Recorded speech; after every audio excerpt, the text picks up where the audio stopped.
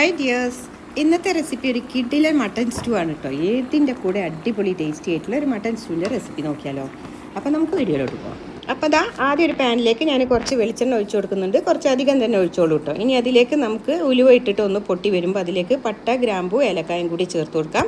എന്നിട്ടുണ്ടല്ലോ നമുക്കതിലേക്ക് കുറച്ച് കറിവേപ്പിലയും കൂടി ചേർത്ത് കൊടുക്കാം. പിന്നെ നമുക്കതിലേക്ക് ഇഞ്ചി വെളുത്തുള്ളി ചതച്ചതും കൂടി ചേർത്ത് ഒന്നങ്ങ് വഴറ്റിയെടുക്കാം കേട്ടോ.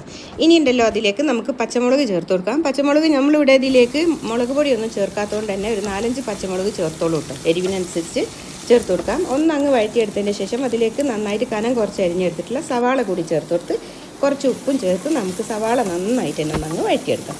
സവാളയൊക്കെ നന്നായിട്ട് തന്നെ ഒന്നങ്ങ് വെന്ത് വരുമ്പോൾ നമുക്കതിലേക്ക് കനം കുറച്ച് അരിഞ്ഞിട്ടുള്ള തക്കാളിയും അതുപോലെ തന്നെ പൊട്ടാറ്റോ ഉണ്ടെങ്കിൽ അതും കൂടി ചേർത്ത് കൊടുക്കാം കേട്ടോ. എന്നിട്ട് വീണ്ടും നമുക്ക് ഒരു 1-2 മിനിറ്റോളം നന്നായിട്ട് തന്നെ ഒന്നങ്ങ് വഴറ്റി കൊടുക്കാം. ഇനി നമുക്കിതിലേക്ക് പൊടികളായിട്ട് ഞാൻ വെറും മല്ലിപ്പൊടി മാത്രമാണ് ചേർത്ത് കൊടുക്കുന്നത്. എന്നിട്ട് അതൊന്ന് മിക്സ് ചെയ്തെടുത്തതിന് ശേഷം അതിലേക്ക് നല്ല ചൂടുള്ള വെള്ളവും കൂടി ഒഴിച്ചു കൊടുക്കാം കേട്ടോ. എന്നിട്ട് നമുക്കൊന്ന് അടച്ച് വെച്ചിട്ട് ഈ പൊട്ടാറ്റോ ഒക്കെ ഒന്ന് വേവുന്ന വരെ ഒന്നങ്ങ് അടച്ച് വെച്ച് കൊടുക്കാം.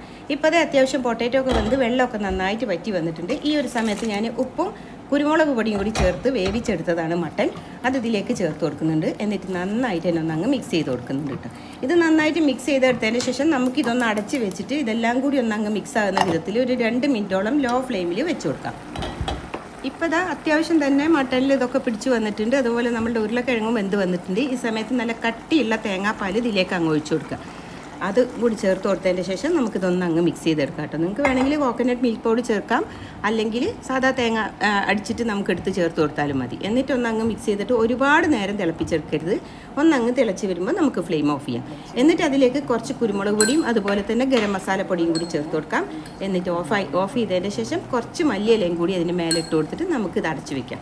കുറച്ച് കഴിഞ്ഞ് നമ്മളിത് സെർവ് ചെയ്യുന്ന സമയമാകുമ്പോൾ ഒന്നും കൂടി അങ്ങ് തിക്കായി കിട്ടും. നല്ല സൂപ്പർ ടേസ്റ്റി ആയിട്ടുള്ള ഒരു സ്റ്റൂ ആണ്. ഏതിൻ്റെ കൂടെ അടിപൊളിയാണ്.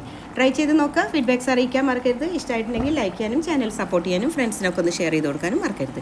Thank you for watching.